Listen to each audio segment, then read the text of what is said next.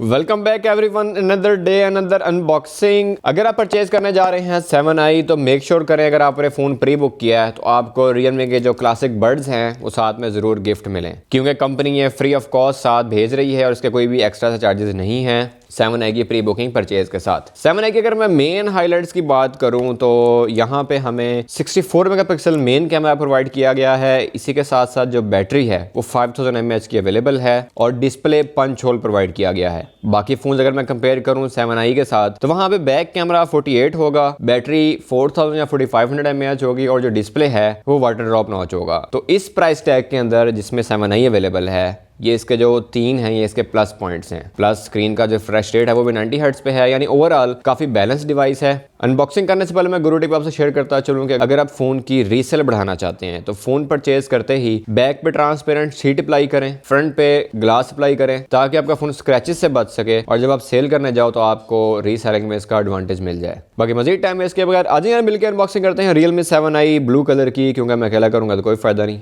आप आएंगे तो मजा आएगा। तो चले चलते हैं अनबॉक्सिंग की तरफ। Welcome back everyone, another day another unboxing. Nova 7i का बॉक्स आपको येलो कलर का मिलेगा और इसका हम ओपन करते हैं। ओपन करने से पहले आपने मेक श्योर करना है कि आपका फ़ोन ओरिजिनल पैकिंग में हो, इसको रीपैक ना किया गया हो। जैसे मैं रैपर नीचे से रिमूव करता हूँ तो हम इसको रिमूव करते हैं ऊपर वाले बॉक्स को, और जैसे मैं ऊपर वाला पार्ट रिमूव करता हूँ नीचे एक और बॉक्स है। लेकिन उससे पहले मैं आपको अपडेट करता चलूँ कि इसके साथ प्री बुकिंग गिफ्ट जो कि Realme बड्स क्लासिक हैं, अगर आपने ये फ़ोन प्री बुक किया तो आपको ज़रूर मिलेगा। ये मैं आपको इसलिए दिखा रहा हूँ कि कहीं आपकी गिफ्टिंग मिस ना हो जाए और आपको मिले ही ना जब आप लेने जाएँ। तो ऊपर वाला जो बॉक्स है उसको मैं रिमूव करता हूँ तो नीचे आपको सिम इंजेक्टर टूल प्रोवाइड किया गया है। इसी के साथ साथ TPU है और 2 आपको कार्ड्स गिवन है। कार्ड्स में एक वारंटी कार्ड है जबकि दूसरा जो है वो फ़ोन की इंस्ट्रक्शन गाइड होगी। जो इसका TPU है ये आपको ब्लैक कलर में है और इसका फ़ायदा ये होता है कि जल्दी येलो कलर इसमें शो नहीं होता। इसी तरह यहाँ पे जो चार्जर है वो 18 वाट का अवेलेबल है जो कि इसकी 5000 mAh की बैटरी को काफ़ी बेहतर चार्ज करने वाला है। इसी तरह यहाँ पे जो केबल है वो टाइप C प्रोवाइड की गई है। फ़ोन को हम ओपन करते हैं और यहाँ पे भी आप देख सकते हैं कि इसकी जो पैकिंग है काफ़ी टाइट होती है, और मेक श्योर करें कि आपकी ये पैकिंग भी इसी तरह इंटैक्ट हो और पहले से ओपन ना हो। फ़ोन को मैं ऑन कर देता हूँ और इस दौरान इसका अगर हम में स्टिकर रिमूव करके कलर चेक करें तो बहुत ही खूबसूरत कलर है ये वाला, और ये ब्लू कलर है। इसका जो एग्जैक्ट कलर नेम है वो होगा ब्लू ही आई थिंक, और ऊपर से ये लाइट ब्लू है और नीचे से वाइट है। मिक्स डुअल टोन कलर है और इसकी जो शेप है वो Realme C17 से काफ़ी मिलती जुलती है।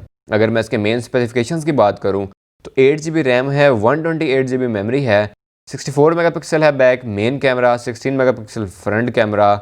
सिम स्लॉट मैंने बाहर निकाली है और ये ट्रिपल प्रोवाइड की गई है, SIM 1 SIM 2 plus memory card, तीनों चीज़ें एट ए टाइम यूज़ कर सकते हैं।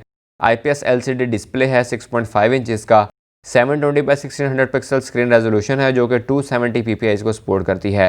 यहाँ पे स्क्रीन का 90 हर्ट्ज से फ्रेश रेट भी प्रोवाइड किया गया है जिससे इसका एक्सपीरियंस बहुत ही ज़बरदस्त है। फ़ोन के अगर मैं वेट की बात करूँ तो 188 ग्राम्स वेट है, बट इसकी हैंड ग्रिप काफ़ी अच्छी है और इसका जो वेट मुझे है इतना ज़्यादा फील नहीं हो रहा।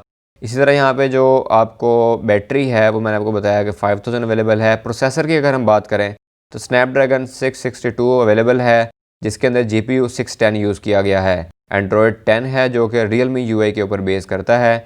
जैसे कि यहाँ पे आप देख सकते हैं कि डार्क मोड भी अवेलेबल है और जो इसके मेन्यूज़ हैं वो कुछ इस तरह से प्रोवाइड किए गए हैं। कैमरा में ऑन करता हूँ और चेक करते हैं कि इसका जो मेन कैमरा है वो कैसा होने वाला है।